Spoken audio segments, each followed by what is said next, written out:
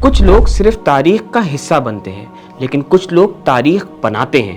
آج ہم بات کر رہے ہیں ایک ایسے شخص کی جس نے کتاب سے انقلاب نکالا اور خواب سے حقیقت۔ وہ نہ کوئی بادشاہ تھا اور نہ کسی سلطنت کا وارث، بس ایک بچہ تھا کتابوں میں گم، مگر اس بچے نے وہ کر دکھایا جو بڑے بڑے ادارے اور پوری حکومتیں نہ کر سکی۔ اس نے علم سے انقلاب لکھا اور سوچ سے نظام بدلا اور دنیا کو بتایا کہ طاقت صرف بندوق میں نہیں بلکہ قلم میں بھی ہوتی ہے۔ یہ کہانی ہے پروفیسر خورشید احمد کی۔ 1932 دہلی میں انہوں نے تعلیم یافتہ اور کاروباری خاندان میں آنکھ کھولی۔ بچپن میں ہی تحریک آزادی کی تپتی فضا دیکھی اور جب پاکستان قائم ہوا تو ان کی فیملی نے پہلے لاہور اور اس کے بعد کراچی ہجرت کی۔ بچپن سے ہی انہیں بک ریڈنگ کا بے حد شوق تھا۔ اردو اور انگریزی کے تقریباً تمام بڑے مصنفین کی کتابیں وہ پڑھ چکے تھے۔ 1950 کا دور شروع ہوا۔ یہ نظریات کی جنگ کا دور تھا۔ کمیونزم تیزی سے پھیل رہا تھا اور پاکستان بھی اس کے اثرات سے محفوظ نہ تھا۔ ایسے وقت میں خورشید احمد نے سید ابوالعلا مودودی کی کتابوں کو پڑھنا شروع کیا جس نے ان کی سوچ کو بے حد متاثر کیا۔ ان کی ایجوکیشن ساتھ ساتھ جاری رہی۔ کامرس میں گریجویشن کے بعد کراچی یونیورسٹی سے اسلامک اسٹڈیز اور اکنامکس میں ماسٹرز کیا، ساتھ ہی LLB کی ڈگری حاصل کی۔ پاکستان میں نوجوانوں کی سب سے بڑی تنظیم اسلامی جمعیت طلبہ کے ناظم اعلیٰ منتخب ہوئے اور مختلف میگزینز کے ایڈیٹر رہے۔ اسٹوڈنٹ لائف کے بعد ٹیچنگ کیریئر کا آغاز انہوں نے کراچی یونیورسٹی سے کیا۔ پھر انہیں Leicester university, King Abdulaziz university, international Islamic university Islamabad اور اسلامک ڈیولپمنٹ بینک جیسے اداروں اور یونیورسٹیز میں پڑھانے کا موقع ملا۔ اس کے علاوہ سوڈان، عمان، ملیشیا، نائجیریا، سعودی عربیہ، UK، جرمنی، USA میں اسلامک فائنانس، بزنس اکنامکس اور اسلامک جورسپروڈنس پر کام کیا۔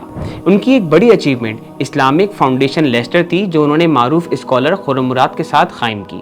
یہ ادارہ آج یورپین لینگویجز میں اسلامک ریسرچ اینڈ ٹریننگ کا مرکز ہے اور ویسٹرن ورلڈ میں رہنے والے مسلمانوں کی رہنمائی کر رہا ہے۔ پاکستان میں بھی متعدد ایجوکیشنل ویلفیئر انسٹیٹیوٹ آپ ہی کی رہنمائی میں قائم ہوئے جہاں آج لاکھوں بچے تعلیم حاصل کر رہے ہیں۔ انہوں نے کئی بڑے ایجوکیشن انسٹیٹیوٹس جیسے انٹرنیشنل اسلامک یونیورسٹی اور یونیورسٹی آف مینجمنٹ ٹیکنالوجی کے ابتدائی اسٹرکچر کی تیاری میں بھی تعاون کیا۔ اس کے علاوہ انہوں نے محسوس کیا کہ پالیسی میکنگ کے لیے ایک ایسا ادارہ ہونا چاہیے جو حکومتوں کو تھنک ٹینک کے طور پر رہنمائی دے سکے۔ اسی مقصد سے انہوں نے اسلام آباد میں انسٹیٹیوٹ آف پالیسی اسٹڈیز کی بنیاد رکھی جو آج بھی فعال ہے۔ ان کی اسپیشلٹی اسلامک فائنانس تھی۔ اس فیلڈ میں ان کا کام آج بھی انمیچڈ ہے۔ انہوں نے اردو اور انگلش میں 120 بکس لکھی اور ایک طویل عرصے تک ترجمان القرآن جیسے جریدے کے ایڈیٹر ان چیف رہے۔ انہیں ملیشیا اور UK کی یونیورسٹیز نے آنریری PhD سے نوازا۔ 1990 میں انہیں مسلم ورلڈ کا سب سے بڑا ایوارڈ شاہ فیصل ایوارڈ ملا جو اس سے پہلے صرف ایک پاکستانی سید ابوالعلا مودودی کو ملا تھا۔ وہ اسلامک ریسرچ اکیڈمی کے نائب صدر بھی رہے۔ نہ صرف ریسرچ کی بلکہ کئی اداروں کو لیڈ بھی کیا۔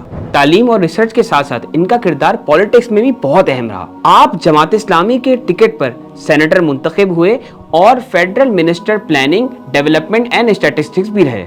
22 سال تک مختلف قومی اداروں میں پاکستان کی اسلامی اور نظریاتی تشخص کی حفاظت کی اور اسلامی نظام کے نفاذ کی جدوجہد کو جاری رکھا، جس کی پاداش میں انہیں کئی بار قید و بند کی صعوبتیں برداشت کرنی پڑی۔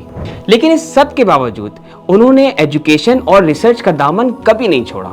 طویل علالت کے دوران بھی یہ کام جاری رکھا اور پھر وہ وقت آ گیا۔